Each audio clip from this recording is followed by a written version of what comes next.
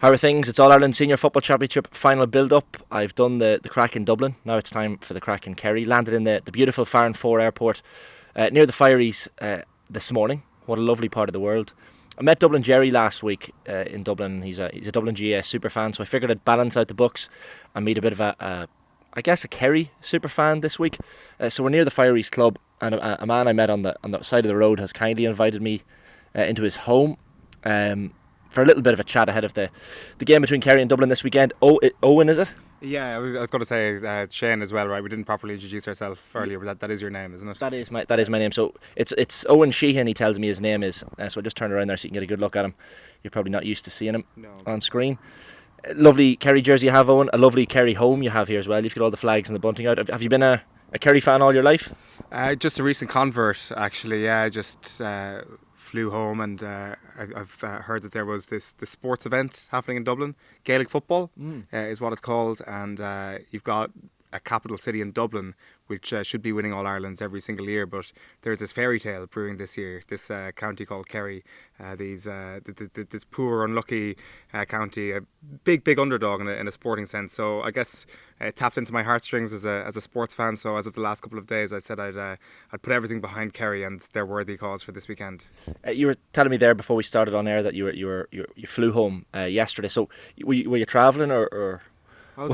What was the crack? How long were you away for? I was away for a year thereabouts. Actually, as it turns out, the more I've read about this Kerry GEA thing, it turns out that actually they are All Ireland champions and they won this championship last year. So it's funny actually that just coincided with my departure, and my return coincidentally seems to have happened right on time for this game this weekend. So obviously there's some sort of external extraterrestrial force at play here that has dictated that my time away on the other side of the world has exactly happened at this juncture. It worked out well, and you obviously you'll be aware of the Kerry stereotype, the cute kind of Kerry fan that plays down chances. You booked your flight home, I noticed, for after the semi-final and for before the final, so I'm guessing this isn't a coincidence. Well, I mean, it is a coincidence. It's a pure coincidence. It's these things just tend to happen. I'm very, very fortunate that Kerry versus Dublin is happening this weekend. There was absolutely no planning whatsoever done when I happened to be booking these flights back in February, March. Pure coincidence that Kerry happened to be playing this weekend. Yeah. South America, was it? You were travelling for the? That's where I was. Yeah, that's where I was. Not a massive GEA stronghold, but a little bit of GEA down there as well. But no, it wasn't the same thing to be able to experience, Kerry GEA across the world. It's just not the same. It's one thing maybe watching Premier League and other sports. It's very, very difficult to actually feel the fervour and the proper cute Kerry heroism when you're in a different part of the world entirely. I don't know if you've ever heard of the Kerry Mafia. So there's this group of, I suppose, super fans you call them as well. Funny enough, there's a lad on as part of the Mafia. I think he could be the chairperson. His name is Eoin as well. So it's obviously a popular name down these parts. Yeah. I don't know if you've come across. I know you only landed home yesterday, so you might not be familiar. But no, what's he like? It's a pretty exciting group. Eoin. Yeah. I've heard good things. Right. I've heard good things, but have you been invited into this mafia as of yet? No, I heard he's a bit of a dick, that guy, to be quite honest with you, and there's been absolutely no invite whatsoever. I heard there's actually quite almost like a sort of anti-external view inside the Kerry Mafia. No outsiders are invited. So as somebody who's not been here for quite some time, I think I'd be very, very lucky indeed to get to spend time and rub shoulders with these geniuses and the intelligentsia of Gaelic games. But you never know. Maybe you do get lucky. Maybe dreams do come true, and this weekend I might be able to meet one or two of them. So you're obviously a Kerry fan since birth. This is your lovely home that you've invited me into. Your lovely parents, Carmen and John, as well, and all the family have been very kind and open to me. And I just bumped into you on the road, which was a lovely. You were obviously, I think you were thumbing a lift, which was clearly maybe a habit or PTSD from your South American days. But thank you so much for bringing me into your home. Does this happen often in All Ireland build-up week? Do you just bring random strangers into your home? I generally stand outside 24/7. You will have seen the tents down at the bottom of the road, so I camp there whenever I hear a car. Mm-hmm. I just come out and I guess, flash the Kerry jersey that I'm wearing, and hope that a journalist or two will be stopping by in order for me to gain more fame and traction for my brand, which is of course a number one Kerry superfan. So hopefully I'll be able to appear on all the front of the local papers. I'm willing to hand out my address to anybody who slides into my DMs. So please come on by and just say that you're a journalist, and I'll send you my address and you can pop in and interview me. Please give me attention. Is this your first time on national media or national airwaves? Yeah, as you can tell, I'm quite nervous about this as well. So this is quite a big moment for me. But you've been very kind. You've told me how this was going to work, and I think it's been quite a positive experience. So this is a microphone. So what happens is we basically talk into this. Okay. And this picture goes onto the magic of YouTube and Twitter and Instagram and that sort of thing, and people can leave really lovely comments. And generally speaking, like I present at the moment, just for the last year, it's a morning show called OTB AM. It's the sports breakfast show from Off the Ball. Nice, congratulations. Thank you. Weekdays from 7:30 till 10 o'clock. So it's lovely. Obviously, it means early mornings. Hopefully we can have a new fan now in Eoin Sheahan. Yeah, for sure. So you said you're on the YouTube. I must. It's youtube.com/off the ball. I'm not sure if the broadband has made its way to the Fireys or Farn 4 yet, but if you have it, I'd highly recommend it. Once it arrives, yeah, for sure, I'll be able to check out this youtube.com thing that you mentioned there. So I'll be able to watch, and God, it's a great opportunity that you've given me here. That I'm sure many more people will stop by my house as a result of the opportunity. How do you feel generally on all our This is why he's the greatest, folks. He can keep the straight face, I can't. All Ireland final week, Eoin. I guess since you were a kid, you've had the luxury. Us Monaghan people wouldn't understand this feeling, but All Ireland final week, filled with nerves, filled with tension, filled with pints in the Boar's Head and other places. So, has it ever? Do you remember your first All Ireland final week? Sorry, as a Kerry fan. No, I don't remember the week of it. I remember generally being at the game. It was a 2000 replay against Galway. It was the first time I was at an All Ireland final. I remember generally being there. I don't remember much beyond that. Didn't go to the 02 or the 04 final. So I guess the first final that I properly remember, unfortunately, is 2005 when it comes to actually being in Croke Park and Peter Canavan scoring that goal right in front of me. So that was probably the first vivid All Ireland final week, build up day that I can properly remember, and it was a bad one. And maybe it's the PTSD from that gives me still a little bit of caution when it comes to every single All Ireland final week.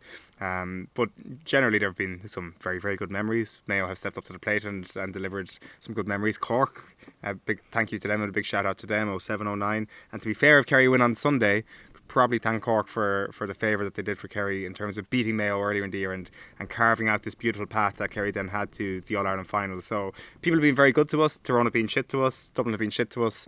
But hopefully the tables can turn on this, because you'll hear that stat all week, 1985 and the last time that Kerry actually beat Dublin in an All Ireland final.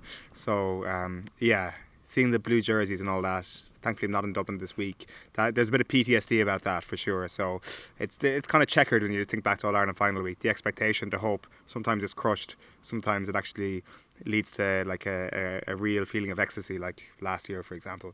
I understand that when you were in Ireland before your time abroad, you would have been a bit like the Kerry Mafia, actually, a regular Kerry fan, a match-going fan, so you would have been going to the league matches and all the rest. So were you able this year, I guess, in your time abroad, to watch the matches, tune into the matches on radio, or what was your general matchday experience when you were abroad? Well, every game other than Kerry Louth, including the league, was available to watch. Obviously there were a lot of complaints here about a lot of them being available on GEA Go as opposed to free to air, but when you're abroad you don't really care, so every single game other than Kerry Louth was available. But that game was of course carried live on Radio Kerry, so I could catch it there, watch the tape back later. But it was very, very straightforward. But it was just me and the laptop, really. There was never really any great moment of an Irish pub anywhere abroad. Plenty of Irish pubs, but none of them really with a huge moment for any of the Kerry games. The biggest one was probably last two weeks ago for Kerry versus Derry in Atlanta, Georgia, where I guess there was maybe a dozen GEA fans. But by the time I got to New York last weekend, it was hurling final weekend. So that would have been the place to watch a Kerry game, I'm sure. But no, unfortunately, there wasn't a big Kerry GEA supporters group in Peru or Colombia or anything like that. But never say never, maybe in the future. And as you mentioned, of course, the GAO and the Radio Kerry, you could have always, of course, got a lot of the build-up and the post-match analysis as well on Off the Ball on OTB AM, this sports breakfast show for whom we're speaking now. So how are you feeling about this week? As you say, those kind of sky blue jerseys can strike fear into certain counties. I guess back in the 70s and 80s, Kerry certainly had the Dubs number. 2011, it probably brings back bad memories for you. Last year, semi-final, and I guess made up for that somewhat. But how are you feeling this week? Pretty confident, in what Kerry are going to do. Not so confident about the results. It's impossible to call. I don't think anybody can be fully, I guess, forthright in what they think is going to happen. I've heard some people quite forthright, like listening to Joe Brawley on with Tomás O'Shea during the week. He's not really giving Kerry a chance. He thinks Dubs by 6 or more. If I'm not mistaken, I think maybe Vinnie Murphy was saying something similar on Twitter. So there is a coterie of people who really believe that Dublin will win well this weekend. But I'm confident that that's not going to happen. I'm not saying I'm confident Kerry are going to win, but I'm confident that at least... Well, that's what you're saying, I think. Yeah. I'm at least confident that I don't think it's a hot take to suggest that the All-Ireland champions are able to hold a candle to Dublin. I don't think it's an overstatement at all. Like, one of the things Brawley was saying during the week was that no Kerry player other than David Clifford and maybe Shane Ryan will get into Tomás O'Shea's team of the 2000s, which I don't necessarily agree with. I think there's been this narrative around Kerry where the over-reliance on Clifford talk has turned into this sort of talk about the rest of the team being crap, or that they're like patsies in this team, which is just nonsense, really. Like, when you go through every single line of the team, whether it's Tom Sullivan and Jason Foley, or Gavin White, Diarmuid O'Connor, Sean O'Shea, Paddy Clifford, I think there are plenty of players outside of David Clifford who would get into the Dublin team, who might get into the Kerry team of the 2000s.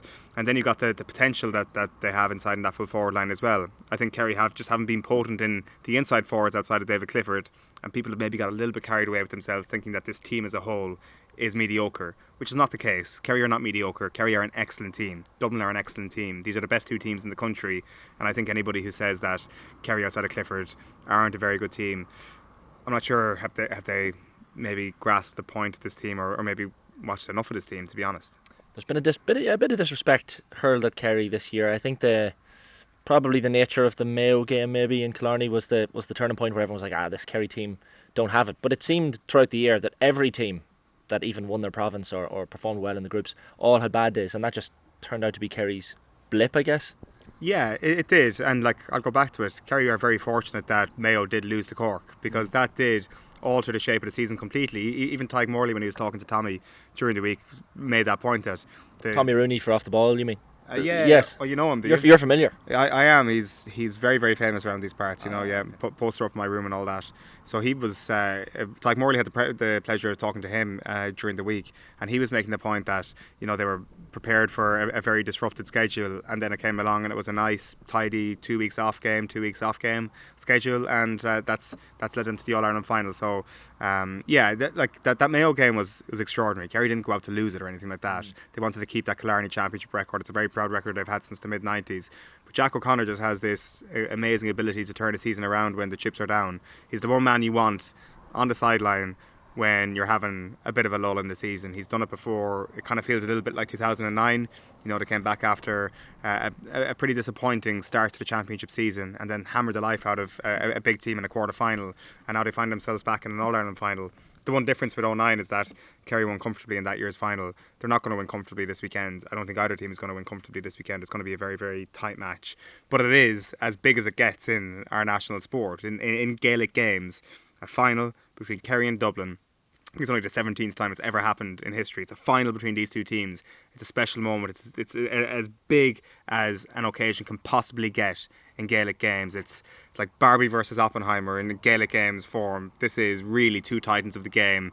It was maybe Oppenheimer versus Oppenheimer, to be fair. Like, two titans of the game. Who's Barbie? That not everybody like. David Clifford is Barbie, obviously, and Conor Callaghan is Oppenheimer. Finally, we've got some definition on what this rivalry between these two great players actually means. But maybe these are two teams that maybe everybody hates, going toe to toe, and everybody hates them because they're a cut above the rest. With all due respect to Derry and Monaghan, who will probably refute that. Before we let you go, Eoin, and you've been very kind to bring me into your home, and your lovely mother Carmel making me a cup of tea and plenty of breakfast and food there. So that was a lovely welcome. I have to say, I'm a big Kerry fan now after this weekend already. How is the game going to go? What's your ultimate match prediction? I think Kerry will win, but I mean, I'm not sure. Like you tell me. Like, am I like allowing my vision to just get glassy-eyed and green and gold tinted? Is that the way I'm looking at this? Because is the evidence telling us that Dublin are actually in a better place to win this game? Like the 2022 game has been used so much in the build-up to this week. Kerry were better than Dublin that day, and Dublin are now better than they were that day, so therefore they're better than Kerry. I respect that logic, but to even further that logic, I would say that Kerry weren't that much better than Dublin on that occasion last year. The only thing that went the only difference between them last year was their conversion rate. I mean, they had the same amount of shots basically. I think they had about 23, 24 shots apiece, and Kerry had a 69% conversion rate. Dublin had a 60% conversion rate. Have Dublin got better on that front this season? Yes, they have. Funnily enough, they actually had a 69% conversion rate in their semi-final against Monaghan this year, while Kerry were down to 60. So the tables have turned in terms of how slick they were in the semi-finals, and Dublin have all these players. And you've got the news yesterday that Tony Brosnan is out, so it limits one option that Kerry have in a bench battle that's been spoken as the defining feature in this game. So what is my evidence that Kerry are actually going to win this game, despite the fact that I'm predicting they're going to win? Well, the answer is, Shane, I don't know, other than David Clifford and this hope. And it is hope. This hope that there's going to be a few other big performances in those forwards. That Paul Geaney is going to put in one of his great performances, because he can do it on the big day. The hope that Killian Spillane comes off the bench and is fit and is ready to do what he did in 2019. That an Adrian Spillane or a Darren Moynihan just has an absolute stormer, not necessarily kicking a score or anything, just dominating that middle third, giving Jack Barry and Diarmuid O'Connor help. So the reasons why I think Kerry will win is based on hope rather than expectation this weekend. However, the David Clifford factor is based on expectation beyond expectation, and I think that's probably what's just tipping me over the line here, that I can't not see him having a great game, and I think Kerry will do it. Yeah, that Clifford Fitzsimons battle, if it is Michael Fitzsimons picking him up, is going to be cracker. I think you're right. I don't think it's hard over head to say Kerry will win this game. I think you can make an argument for hard and head for Kerry in this. Even performances like Stephen O'Brien's in the second half of the semi-final, if more Kerry players can find the likes of that level, I mean, there's only going to be one winner. Yeah, the only problem is that there's not too many of them. Like beyond Stephen O'Brien, Tony was going to be was Tony going to be the next man up? I'm not sure. I think if you go back to Mayo again in the league or in the championship when they get hammered, Jack did hook Tony at half time, when they needed a few scores, didn't necessarily trust him to start the comeback.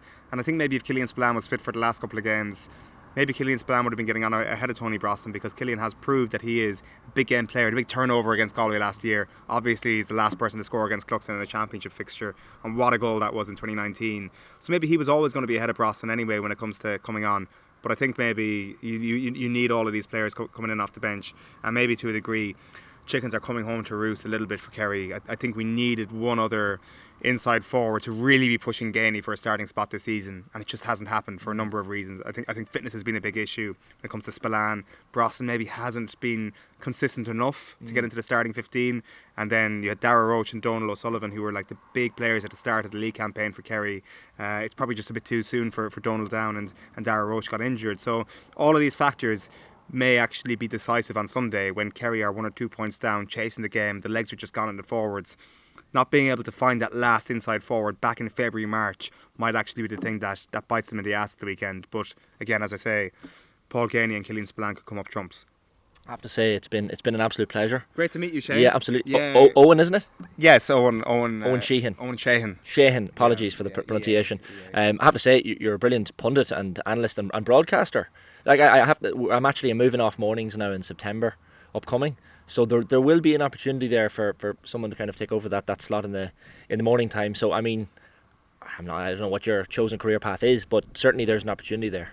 I've got a SoundCloud that you can check out. I've done some community radio, Fireys 104 to 102. It's like backwards. I was going to say that sounds weird. So everything I record actually goes out backwards, but it's kind of like a new venture that I've got going. Really good. We've got like one advertiser on board as well recently. So Fieries 104 to 102, sponsored by Gatorade. You can check that out, and it's on my SoundCloud and all that. So I can send in my CV, and potentially there might be a few more opportunities coming up in your place, Shane. Please do, and we do a section every Friday. It's a quiz. It's pretty crappy. We call it the crappy quiz.